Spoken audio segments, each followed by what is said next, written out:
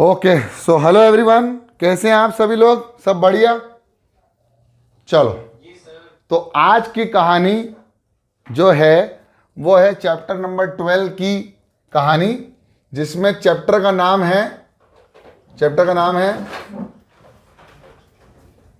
नाम है बोलते चलो, यस, इंट्रोडक्शन करेंगे हम। किसका? आज चैप्टर का नाम है हेरॉन्स फॉर्मूला। ठीक है, तो हेरॉन्स फॉर्मूला, ये पूरा का पूरा जो चैप्टर है वो डेडिकेटेड है केवल एक ही चीज पर। बताते हैं, सबसे पहले इंट्रोडक्शन देते हैं। इंट्रोडक्शन किस तरह से वो सुनो।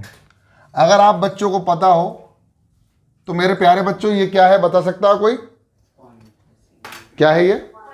एक पॉइंट है। बहुत बढ़िया। अच्छा बच्चों, अगर आपसे मैं पूछूं कि ये क्या है तो बता पाओगे क्या? ये दूसरा पॉइंट। अगर मैंने आपसे बोला कि बेटा ये भी बता दो कि ये कौन सा पॉइंट है, ये तीसरा पॉइंट है। कोई सा भी पॉइंट है, लेकिन इन तीनों की खूबसूरती अगर देखी जाए तो आप थोड़ा सा समझेंगे कि ये तीनों पॉइंट एक ही लाइन के अंतर्गत आ रहे हैं।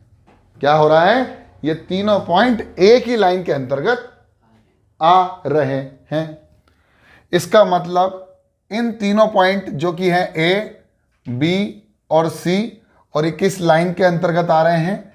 एक्स और वाई के अंतर्गत आ रहे हैं। इन तीनों पॉइंट्स के नाम ए, बी, सी हैं, लेकिन इनका जो कैरेक्टरिस्टिक्स है वो है क्या?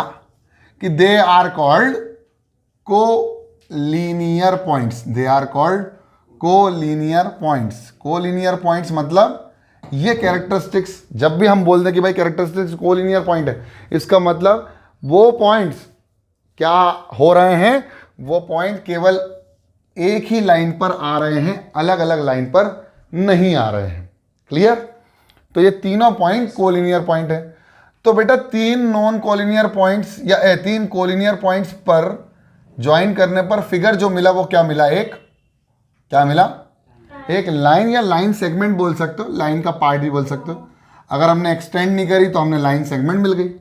मतलब तीन नॉन कोलिनियर पॉइंट्स को ज्वाइन करो तो हमें लाइन मिला। ठीक है, अब एक बात बताते हैं कि बेटा ये वापस से वो तीन कोलिनियर पॉइंट्स थे। ठीक है, जो कि एक लाइन पर आ रहे थे। ठीक, अब क्या हुआ कि इस लाइन से ये वाला पॉइंट हट गया और ये कहीं इधर जाके बैठ गया। तो अब ये जो तीन पॉइंट है ए, ये पॉइंट है बी और ये पॉइंट है सी, ये तीनों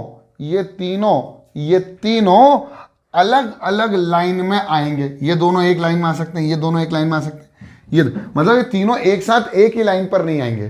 तो जब ये तीन पॉइंट एक ही लाइन पर लाए ना करें तो इनको बोलते हैं नॉन कोलिनियर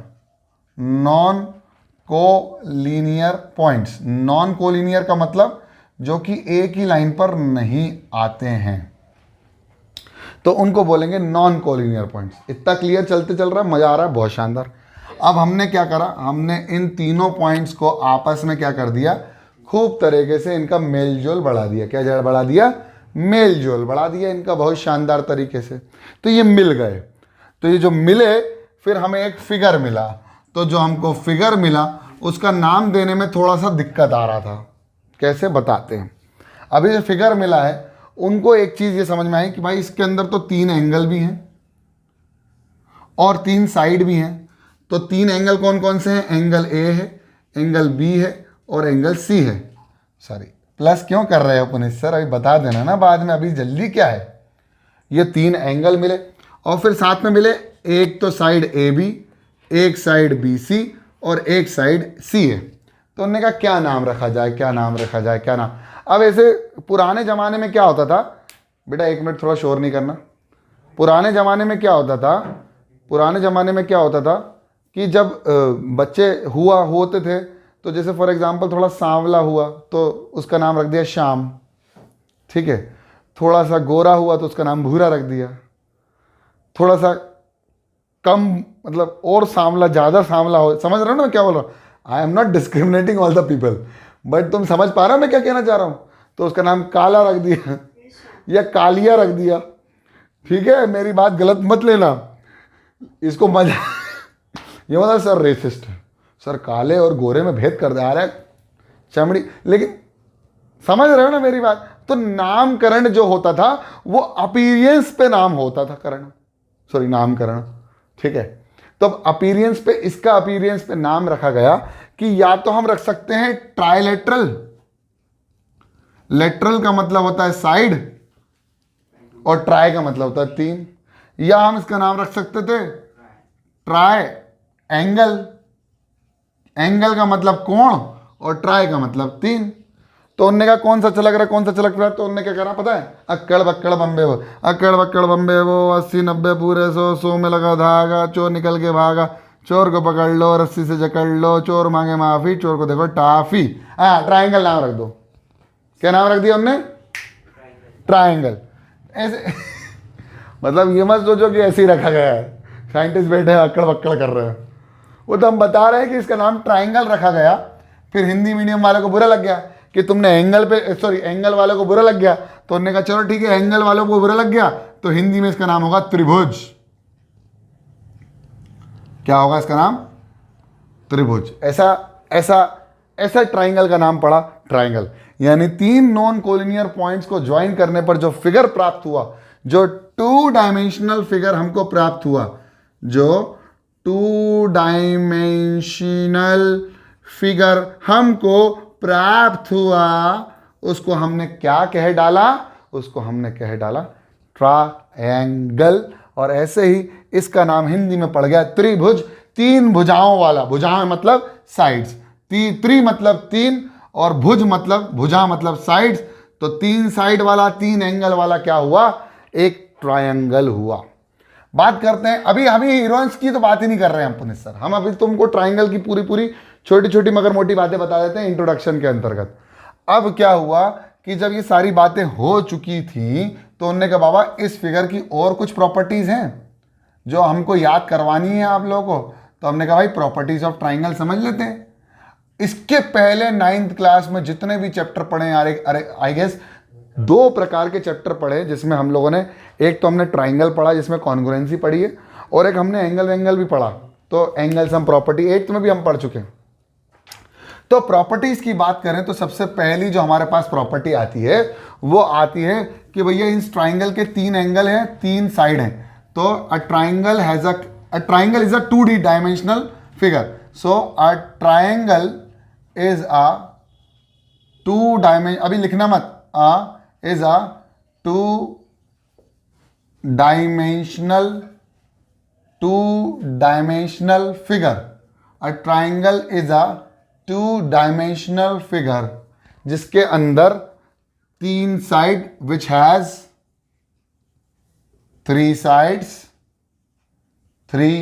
साइड्स, फिर तीसरा है 3 एंगल्स, 3 एंगल हो गए। फिर चौथा हो गया 3 साइड 3 एंगल, तो 3 वर्टेक्स भी कर लो, 3 वर्टेक्स। वर्टेक्स का मतलब होता है कॉर्नर, और बेटा कॉर्नर का मतलब वर्टेक्स ठीक है। और ऐसे साइड का मतलब जो होता है वो होती हैं एजेस, ठीक है ना। इसके बाद जो 5वां होता है उसको, अब इसके और भी प्रॉपर्टीज थी ना भाई, ये अकेले थोड़ी थी, कि इसके जो 3 एंगल है ना बेटा, ये तीनों एंगलों का सम 360 डिग्री होता है ना बेटा। नहीं मेरे प्यारे बच्चों, 180 डिग्री होता है, और इसी को बोलते हैं angle sum property of triangle. इसी को क्या बोला जाता है मेरे प्यारे बच्चों, angle sum property of triangle. फिर और प्रॉपर्टीज देखी गई, अभी तो पूरी बातें करी गई, फिर हीरोन्स फॉर्मूले की बात क्यों आई ये बता रहा हूं मैं आज आपको, ठीक है। हीरोन्स फॉर्मूला आया क्यों, क्योंकि है ना, हम हर वक्त कोई भी पढ़ा देता कि s = a + b + c / 2 = a √of s - a s - b s - c लगा डालो आंसर आ जाएगा। हम आंसर लेके आने की बात करते ही नहीं है, हम बात करते हैं कि वो चीज़ जो आंसर लेके आ रहे हो वो क्यों लेके आ रहे हो और किसने बोला तुमको लाने के लिए, ठीक है। तो एंगल सम प्रॉपर्टी की बात करी तो भाई तीनों एंगलों का सम कितना होता है अब एक्सटीरियर एंगल प्रॉपर्टी भी हमने पढ़ी कि भाई एक्सटीरियर एंगल जो प्रॉपर्टी होती है वो भी होती है भैया ट्राइंगल के अंदर। हम आपको पिछले चैप्टर में बहुत सारी चीज़ें बता चुके हैं, जैसे बता भी देते हैं एक्सटीरियर एंगल प्रॉपर्टी का मतलब कि जो बाहर जो एंगल बनता है वो इंटीरियर अपोजिट एंगल्स के बराबर होता है, यानी इन दोनों का सम इसके बराबर होगा, यानी angle 1 plus angle 2 is equal to angle 3। ये एक्सटीरियर एंगल प्रॉपर्टी है। फिर इसके बाद उन्होंने बोला कि भैया एक्सटीरियर के बाद ट्राइंगल बनता कैसे, तो इसकी भी एक प्रॉपर्टी बनी कि the sum of the two side, the sum of any two sides, the sum of any two sides, any two sides of a triangle, of a triangle will be greater than the third side, will be greater than the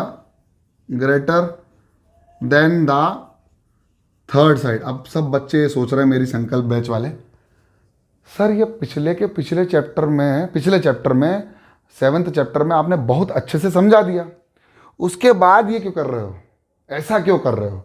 तो बेटा मैं बताना ये चाहता हूँ कि हम शुरुआत कोई भी चैप्टर की करें, हमें अपनी प्रीवियस नॉलेज पे थोड़ी सी कमांड होना चाहिए।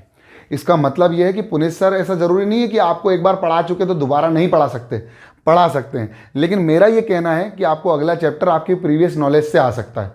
तो आप हर एक चैप्टर को और हर क्लास को बहुत अच्छे से समझा करें कि वो अगर आप पढ़ रहे हो तो वो आगे भी आपके काम आने वाला है। मैं इसलिए बता रहा हूँ कि ये क्यों काम आएगा, वो बताएंगे। The sum of any two sides of a triangle will be greater than the third sides.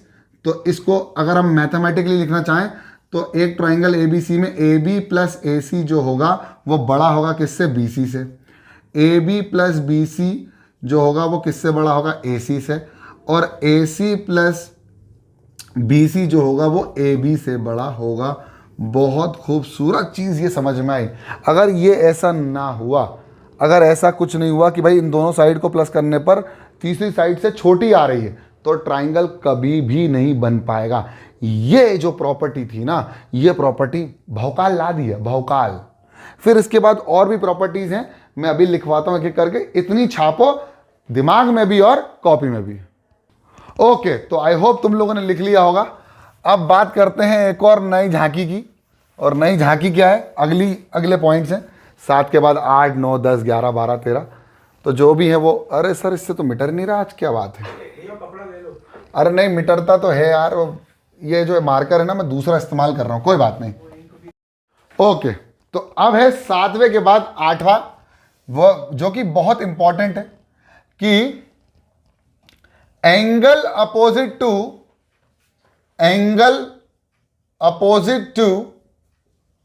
The greater angle,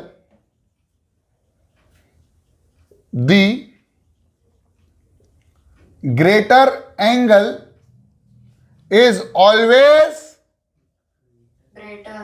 Very good. It is always greater. जो बड़े एंगल की बात करें तो बड़े एंगल के सामने वाली साइड भी बड़ी होगी, और बड़ी साइड के सामने वाला एंगल भी क्या होगा, बड़ा होगा। तो इसका जस्ट अपोजिट भी कर लो कि साइड अपोजिट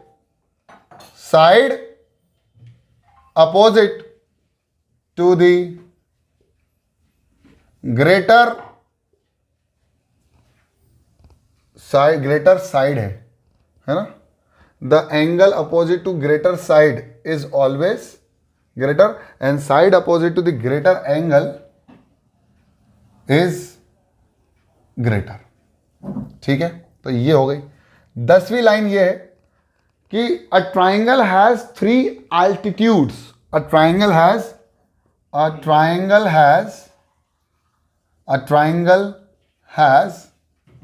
3 altitudes। 3 एल्टीट्यूड होती है। मैं एल्टीट्यूड समझा देता हूं कि होता क्या है। एक ट्राइंगल है, उस ट्राइंगल के एक वर्टेक्स से किसी सामने वाली साइड पर 90 डिग्री ड्रॉप कर दो। क्या कर दो? 90 डिग्री ड्रॉप कर दो उस पर। तो जिस पे ड्रॉप हुआ उसको हम बोलेंगे बेबी को बेस पसंद है, और जो ड्रॉप हुई उसको बोलेंगे एल्टीट्यूड। क्या बोलेंगे? एल्टीट्यूड का मतलब एक्चुअली में हाइट भी होता है। अब यहीं से हाइट का लफड़ा आने लग गया। अब देखो मजा आएगा। ये हाइट फाइट ज्यादा करता है सर। हाँ, अब इस वर्टेक्स से इस पर ड्रॉप कर दो 90 डिग्री तो एक और हाइट हो गई, और इस वर्टेक्स से इस पर हाइट कर ड्रॉप कर दो तो ये एक और हाइट, मतलब 3 हाइट हो गई, 3 बेस हो गए। इसके बाद हो गया 11वां पॉइंट कि अ ट्राइंगल हैज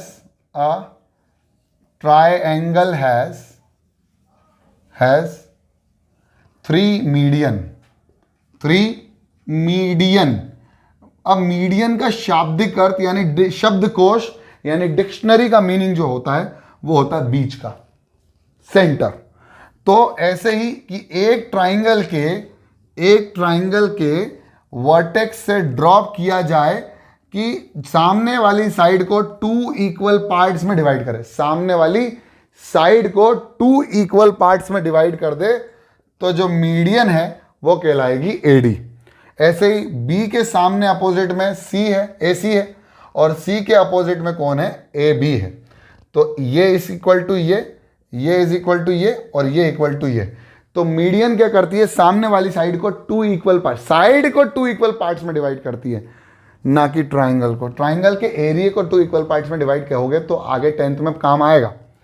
इसके बाद होता है 12वां, जो कि होता है कि अ ट्राइंगल हैज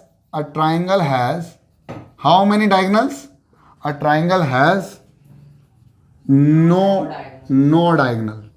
नो मतलब वो हिंदी वाला नो नहीं कि नो डायगोनल है, ठीक है, नो डायगोनल मतलब डायगोनल होती ही नहीं है। अब डायगोनल क्या होती है, कुछ बच्चे बोलते हैं, अच्छा किसी को पता है डायगोनल होती क्या है, किसी को भी पता है? जैसे एक फिगर बनाया मैंने, मान लीजिए ये स्क्वायर, किसी को पता है डायगोनल होती क्या है? बताऊं? मैं बताऊं? देखो डायगोनल्स के कॉन्सेप्ट को समझो। डायगोनल का मतलब होता है कि एक वर्टेक्स और उसके जस्ट अपोजिट वर्टेक्स के बीच का distance, the distance between 2 opposite vertices is called diagonal. अब भाई इस ट्राइंगल के कोई अपोजिट में वर्टेक्स ही नहीं है, तो जब अपोजिट में वर्टेक्स नहीं होगा तो डिस्टेंस बिटवीन क्या नापेंगे, खाक नापेंगे, इसलिए डायगोनल नहीं है। पेंटागन के पास भी डायगोनल होती है और इसके पास भी डायगोनल होती है। किसके पास? इस स्क्वायर है, क्वाड्रिलेटरल। मैंने बताया क्या स्क्वायर है? हाँ ठीक है, तो समझ में आ गया। ये एक प्रॉपर्टी और कह दो कि सर 13th प्रॉपर्टी अगर लिखना है तो लिख दो कि a triangle is said to be a polygon. Triangle is also known as, triangle is a polygon लिख दो तो ज़्यादा बेटर है, क्योंकि ये पॉलीगन है। पॉली मतलब मैनी और गन मतलब साइड, जिसके पास मैनी साइड हो वो क्या होता है, पॉलीगन होता है। तो एक भी डायगोनल नहीं होती है और पॉलीगन भी कहलाता है। अब ऐसा भी बोलना चाहते हो तो एक्सटीरियर एंगल भी होते हैं, कितने? 3 एक्सटीरियर होते हैं। तो लिखना चाहो तो लिख सकते हो कि a triangle has 3 exterior angles. A triangle has 3 exterior angles. फिर ट्राइंगल्स की कुछ प्रॉपर्टीज और भी हैं जो हम इसके पहले चैप्टर्स में डिस्कस कर चुके हैं। 2 properties are also there, that is 14 के बाद 15। One triangle's property is similarity and the other is congruency. When the 2 triangles are congruent, it means कि वो दोनों क्या कर रहे हैं, एक दूसरे को ओवरलैप कर रहे हैं। और सिमिलर मतलब साइज में छोटे बड़े हो सकते हैं लेकिन एंगल बराबर है। सिमिलैरिटी की प्रॉपर्टी 10th क्लास में पढ़ेंगे, कॉन्ग्रुएंसी की प्रॉपर्टी इसके पहले अभी पढ़ते हुए आ रहे थे। इसके बाद अगर बात करें तो सोल्वी प्रॉपर्टी तो नहीं, वो उसकी मेजरमेंट की बात करें मैथमेटिकली तो ट्राइंगल का जो पेरीमीटर होता है वो होता है तीनों साइड का प्लस, यानी AB plus BC plus CA is equal to perimeter. अब जो हमने बात छेड़ी है वो बात छेड़ी है हीरोन्स फॉर्मूला की, तो अब जो आएगा वो आएगा एरिया, और इसी को बहुत एलैबोरेटेड तरीके से इस चैप्टर में मैं पढ़ाने वाला हूं। इतना छाप लो दिमाग में भी और कॉपी में भी। ओके, तो आई होप तुम लोगों ने बहुत अच्छे से छाप लिया होगा उसको। कहाँ कहाँ छापा है, ये तो एक तो टैटू बनवा लिया होगा 1-2 लोगों ने। भैया दिमाग में छाप लो बस इसको, टैटू वैटू मत बनवा लेना। बोले पुनीत सर ने बोला है। हाँ ठीक है, बहुत बढ़िया, अच्छी बात है, तुम लोगों ने लिख लिया। अब हम बात करने वाले हैं पेरीमीटर के बाद एरिया की। किसकी बात करने वाले हैं? एरिया। और ये जो एरिया होता है ना, ये किस चिड़िया का नाम होता है ये भी बता दूंगा मैं। उसके बाद अपन आगे समझते चलेंगे, छोटी छोटी मगर मोटी बातें। इसको मिटाने के लिए मुझे एक बंदा रखना पड़ेगा, आज मिटर ही नहीं रहा है, कोई बात नहीं, इतना ही मिट रहा बहुत है। तो अब है हमारी अगली खूबसूरत सी ब्यूटीफुल सी हेडिंग, जिसका नाम है एरिया। पेरीमीटर पे तो हमें बात ही नहीं करना, पेरीमीटर इज नथिंग बट, चलो बता देता हूं, पेरीमीटर कोई बेचारा हमारा सौतेला भाई थोड़ी नहीं है। पेरीमीटर का मतलब होता है the length of outer boundary. ये किसी ने नहीं बताया होगा तुमको इसकी स्पेलिंग कि इसकी डेफिनेशन कि सर आउटर, हाँ, पेरीमीटर का मतलब होता है आउटर बाउंड्री की लेंथ जो भी है। अगर ये ऐसा है तो इसका पेरीमीटर क्या होगा, तो इसमें ऐसे नाप लो आउटर बाउंड्री कितनी है, वो इसका पेरीमीटर है। अब कोई ये पर्टिकुलर डेडिकेटेड शेप तो है नहीं। सर्कल का क्या होता है, 2πr होता है। ऐसे ट्राइंगल का क्या होगा, तो AB को प्लस कर दो BC से और AC से प्लस कर दो, तो ये होता है उसका पेरीमीटर, यानी तीनों साइड की प्लस कर दो तो क्या होता है पेरीमीटर। अब बात करते हैं एरिया की। चलो, हमारा खूबसूरत सा टॉपिक, ठीक, एरिया। यस, ये तो मीटर ही नहीं रहा है। पेरीमीटर वाला लिखना नहीं जरूरी नहीं था इतना। लिखना है तो लिख लो। लिखना है क्या, लो लिखो पेरीमीटर की डेफिनेशन भी लिख लो। Perimeter is the length of outer boundary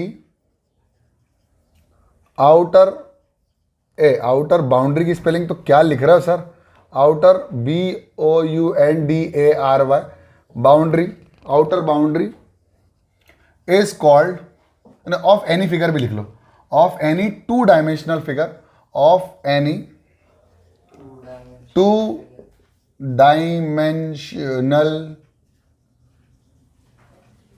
dimensional figure और शेप is called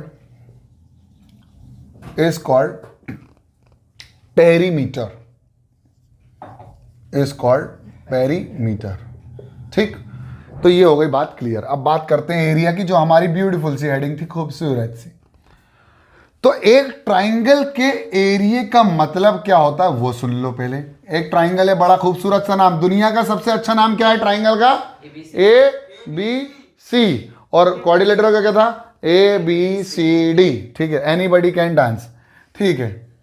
अब ये है ट्राइंगल का एरिया। ट्राइंगल का एरिया का मतलब ये जो शेडेड पोर्शन कर रहा हूं ना, वो होता है एरिया। तो एरिया की डेफिनेशन को समझा जाए तो क्या बोलती है कि किसी प्लेन पर जो सरफेस ऑक्यूपाई किया जाता है एट एनी प्लेन, लेकिन वो 2 डायमेंशनल है, ये पक्का है। एनी प्लेन, द सरफेस या the total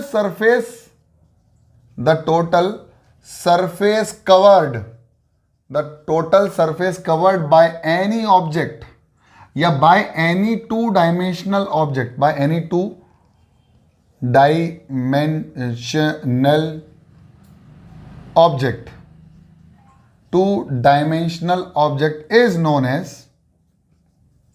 is known as area of the figure। अच्छा, अभी है ना, मेरा एक दोस्त मिला मुझसे, कहला यार भाई ये भोपाल में प्लॉट मिल रही है प्लॉट खरीद लो। मैंने ओके, प्लॉट कितने, क्या साइज है प्लॉट का, उसने कहा 20-40 का है। क्या बोला उसने जो शब्द बोला वो सुनाओ, 20-40 का है, 20-40 का है। नहीं, अभी तू समझ, पहले समझ इनकी भाषा कैसी होती है। नॉर्मल भाषा में तो किसी इंसान को बोल दो 20-40, फिर बोलता भाई 20/40 का, 20/40। तो फिर उसने बोला ठीक है 20/40 का। तो 20/40 का मतलब होता है 20 लेंथ और 40 ब्रेथ, या 20 ब्रेथ और 40 लेंथ, जो तुम्हें मानना हो। तो ये है रेक्टेंगुलर प्लॉट। क्या है ये, रेक्टेंगुलर प्लॉट। और ये 20/40 मतलब उसके डायमेंशंस हैं। These are the dimensions of the plot. और 20 इंटू 40 कर दूंगा तो उतने एरिया में मेरा घर बनेगा। इससे ज्यादा नहीं जा सकता, इसके ऊपर जा सकता हूं, 3D में ऊपर जा सकता हूं हाइट पे, लेकिन इसके डायमेंशन में लेंथ और ब्रेथ में आगे नहीं बढ़ सकता, नहीं तो दूसरे के प्लाट में घुस जाऊंगा जिसकी रजिस्ट्री भी मेरी नहीं है। तो इसीलिए बोलता हूं कि कितना भी सरफेस कवर्ड किया जाए लेकिन वो 2 डायमेंशन में हो। 2 डायमेंशन मतलब या तो लेंथ में या तो ब्रेथ में, ठीक है। 2 डायमेंशन लेंथ ब्रेथ में ही होगा, लेंथ और ब्रेथ में होगा, हाइट में नहीं होगा। वो हाइट में 3 डायमेंशन में पहुंच जाएंगे, ठीक है।